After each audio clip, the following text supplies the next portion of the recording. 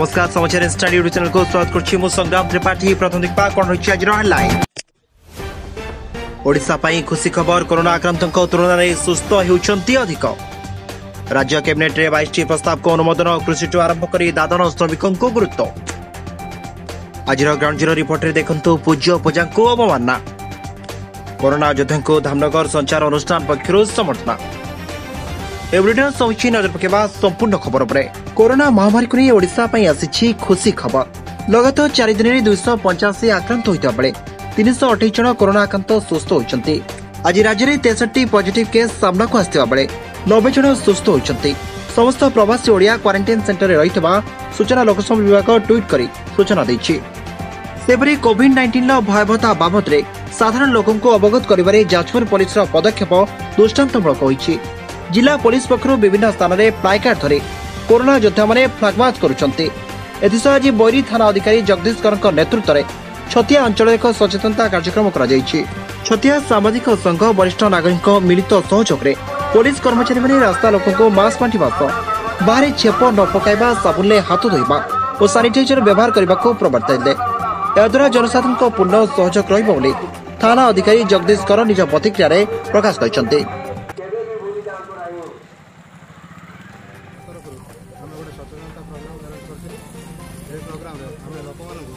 Mask बांटी sanitiser बांटी तथा लोक मान बुझे रोग रोकने आमको मास्क व्यवहार करने पड़ो, साबुन हाथ धोया पड़ो, अଯଥା गहली नक सामाजिक दूरता रक्षा करने पड़ो।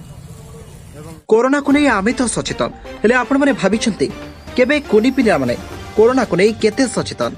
आसंतो देखिबा मोबाइल कैमरा रे कैद होइतबा किछि दृश्य। चारिआडे कोरोना व्यापी आमे समस्ते सामाजिक दूरता बजाय रखिबा एवं साबुन रे बारंबार हाथ धोइबा। ओडिशा कोरोना योद्धा त्याग को सम्मान जणाई सेवन को उत्साहित करने उद्देश्य आसंता काली संध्या 5:30 समय आपण माने दुनिया रे जो स्थान रे भी थांतो समस्ते सामाजिक दूरता रक्षा करे वंदे उत्कल जननी संगीत गान करने को 4.5 कोटी ओडिया को अनुरोध करिसंते मुख्यमंत्री नवीन पट्टनायक। से कहते आगो को आम कठिन रास्ता आसीपे, आगामी दिन आहन को सफल भाव मुकाबला करबा एवं नुआ संकल्प नहीं काम करबा यह आमको शक्ति जगाइब। से आहुरी मध्य कोरोना को नहीं कहते जीवन बचाइबारे ओडिशा विश्व में उदाहरण सृष्टि करिछि। मृत्युहार दुनिया रे सबुठारु कम बोली मुख्यमंत्री कहते। 30 मई शनिवार संध्या 5:30 ओडिशा और ओडिया माटी सहित जोड़ी होइतिबा समस्त ओडिया जोठी भी थिबे सेठी छिड़ा होई वंदे उत्कल जननी गान करिबा। सेपरि आज राज्य कैबिनेट रे 22 प्रस्ताव को अनुमोदन मिलिछि। आसंतो देखिबा कोन होइछि अनुमोदन तालिका। आरंभ रहिछि कोरोना लड़ाई पई खर्च हेबो 70,000 कोटी, कृषि पई 200 कोटी, उपकृत हेबे 24 लाख 50,000 चाषी। सेपरि दक्षता विकास पई खर्च हेबो 140 कोटी, 5 लाख परिबा चाषी को मंजी जोगाई दिया जिवो। 192 नुआ ओएस पदवी सृष्टि करा जिवो। 4000 पान चाषी को 16 कोटी सहायता। आस्का चिनिकल को 15 कोटी सरकारी ग्यारंटी। प्रतिष्ठा हेबो 2टी industrial park. Dhamra textile park, Dhenkanal medical park. 1000 लेखाएं जगह पार्क निर्माण पाई खर्च हेबो 6 ରୁ 7,000 कोटी। इंडिया स्टेशन पाई बालेश्वर 3.5 एकर जमी। राज्य खाद्य निरापत्ता रे सामिल हेबे दादन श्रमिक। पर्यटन प्रकल्प, होटेल, रेस्टोरेंट पाई जमी जोगाई देबो इडको। सेपरि मत्स्य चाष पाई 111.47 कोटी टंका खर्च हेबो। प्रवासी को जीविका जोगाई देबाको राज्य सरकार मेगा पैकेज खर्च हेबो 17,000 कोटी। जून 20 ରୁ मार्च 21 मध्य खर्च हेबो 17,000 कोटी। शक्ति विभाग को अधीन को आसीबो ओरेडा। सोसाइटी एक्ट रे हेबो परिवर्तन। अंडर ग्रेजुएट कोर्स को मिलिबो प्रोफेशनल कोर्स रो मान्यता। 10,000 चाषी 5,000 एसएचजी को छतु चाष पाई मिलिबो सहायता। कोरोना योद्धा को सम्मानित हेउ अबा गरीब लोक को सहायतार हाथ बढ़ाइबा पई आगे आछि भद्रक जिला धामनगर ब्लॉक रो अग्रणी अनुष्ठान संचार कल्चरल एसोसिएशन।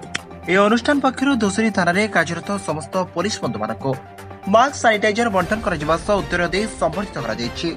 एथिसह गरीब लोकन को मास्क बंटन करा जिबा सह लॉकडाउन समय घर बाहर को न बाहरिबा को अनुरोध करिसंते संगठन सदस्य माने।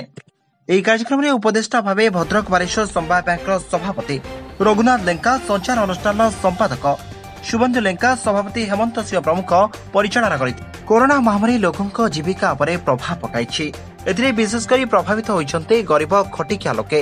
एभली दयनीय स्थिति विभिन्न स्वेच्छासेवी संगठन समेत बदन व्यक्ति माने सहयोगर हाथ बढ़ाइछन्ते। सेहीपरि आईनजीवी तथा टिकस परामर्शदाता असित रंजन पट्टनायक नेतृत्व में जाजपुर जनविकास स्वेच्छासेवी अनुष्ठान पक्षर जाजपुर कटक ढेंकानाल तीनोटी जिला मध्यस्थल में अवस्थित समिया पंचायत कोल्हा और सियारिया ग्रामर 300 आदिवासी गरीब लोकों को सुखिला खाद्य समेत मास्क सानिटाइजर साबुन इत्यादि बंटन करते।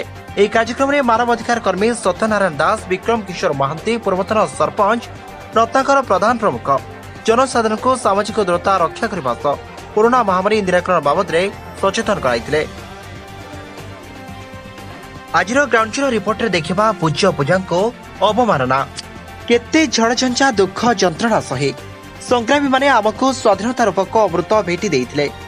ସେହି ସଂଗ୍ରାମରେ ବର୍ଚ୍ଚଣା ମାଟିର ବୀର ଯୋଦ୍ଧା ନିଶାକର ହୁତା ହୁଅନ୍ତୁ ଅବା ପଦ୍ମନାଭ ମିଶ୍ର, ରତ୍ନାକର ମଲ୍ଲିକ ହୁଅନ୍ତୁ ଅବା ନୀଳମଣି ସାମଲ, ଏମାନଙ୍କ ତ୍ୟାଗ ବଳିଦାନ ଆଜି ବି ଇତିହାସର ସ୍ୱର୍ଣ୍ଣ ପୃଷ୍ଠାରେ ଲିପିବଦ୍ଧ। ମାତ୍ର ଦୁଃଖ ପରିତାପର ବିଷୟ ଏତିକି, ଆଜି ବି ବହୁ ସ୍ଥାନରେ ଶହୀଦ ଓ ସ୍ୱାଧୀନତା ସଂଗ୍ରାମୀମାନଙ୍କୁ ଉଚିତ ସମ୍ମାନ ମିଳିପାରୁନି। ଆଉ ସେମାନେ ଲୁଚି ଯାଉଛନ୍ତି ବଡ଼ ବଡ଼ ଖମ୍ବ ଆଢୁଆଳରେ। ତଥାପି ବଦଳୁନି ଆମର ମାନସିକତା। ଏଭଳି ଏକ ଘଟଣା ଦେଖିବାକୁ ମିଳିଛି ଯାଜପୁର ଜିଲ୍ଲା ବର୍ଚ୍ଚଣାର ଭାତହାଣ୍ଡି ବ୍ଲକ ସମ୍ମୁଖରେ ଲକ୍ଷାଧିକ ଟଙ୍କାରେ ନିର୍ମିତ ହୋଇଥିବା ସ୍ୱାଧୀନତା ସଂଗ୍ରାମୀ ସ୍ମୃତିସ୍ତମ୍ଭ ଭଗ୍ନ ଅବସ୍ଥାରେ, ଆଉ ସାଥିରେ ସ୍ୱାଧୀନତା ସଂଗ୍ରାମୀ ସ୍ମୃତି ସ୍ମାରକୀ ଗ୍ରାନାଇଟ୍ ଉପରେ ଲିପିବଦ୍ଧ ହୋଇଥିବା ସ୍ୱାଧୀନତା ସଂଗ୍ରାମୀଙ୍କ ସ୍ମୃତିଶିଳା ତଳେ ଖସି ମାଟିରେ ମିଶି ଯାଉଛି। ବର୍ଷର କେତୋଟି ଗୁରୁତ୍ୱପୂର୍ଣ୍ଣ ଦିନରେ ରାଜନେତାଙ୍କଠୁ ଆରମ୍ଭ କରି ପ୍ରଶାସକ ମାନଙ୍କର ଭିଡ଼ ଲାଗୁଛି ସ୍ମୃତିସ୍ତମ୍ଭ ନିକଟରେ। ସ୍ମୃତିସ୍ତମ୍ଭ ଉପରେ ଫୁଲହାର ଦେଇ ବାହାବା ନେବାକୁ ସମସ୍ତେ ବ୍ୟସ୍ତ, ହେଲେ କାହାର ଦୃଷ୍ଟି ନାହିଁ ସ୍ମୃତିସ୍ତମ୍ଭର ସୁରକ୍ଷା ଓ ପରିଷ୍କାର ପରିଚ୍ଛନ୍ନତା ଉପରେ, ଯାହାକି ବର୍ଚ୍ଚଣାର ବୁଦ୍ଧିଜୀବୀମାନଙ୍କୁ ଦୁଃଖିତ କରିଛି।